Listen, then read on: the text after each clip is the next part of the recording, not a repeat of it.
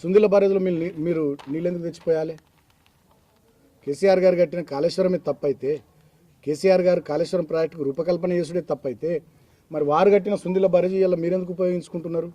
అంటే మీకు గత్యంతరం లేదు, దిక్కు లేదు, మీకు కూడా అర్థమైంది. వాస్తవానికి మేడిగడ్డనే ఉపయోగించుకోవాలి లెక్క ప్రకారం మీకు తెలివి ఉంటే. మనమే కాళేశ్వరం కూలిపోయింది, మేడిగడ్డ కూలిపోయిందని బదనాం పెట్టినాం కదా బీఆర్ఎస్ మీద, కేసీఆర్ మీద. ఇవాళ మళ్ళీ మేడిగడ్డను మనం ఉపయోగించుకుంటే ఎట్లా అని చెప్పి మేడిగడ్డను అన్నారంను ఉపయోగించుకోకుండా సుందిల బ్యారేజ్ను ఉపయోగించుకునేటటువంటి ప్రయత్నం, గత్యంతరం లేని పరిస్థితుల్లో వాళ్ళు చేస్తున్నటువంటి ఈ ప్రయత్నం. మరి అన్నారం మేడిగడ్డను ఎందుకు ఉపయోగించుకుంటలేరు?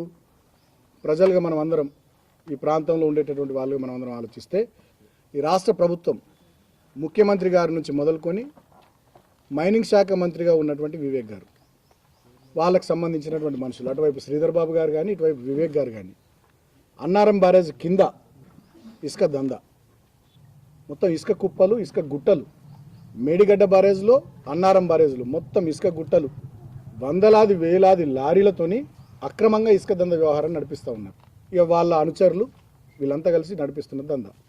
కేవలం ఇసుక దందా కోసమే ఇవాళ మేడిగడ్డను, అన్నారంను ఎండబెట్టారు.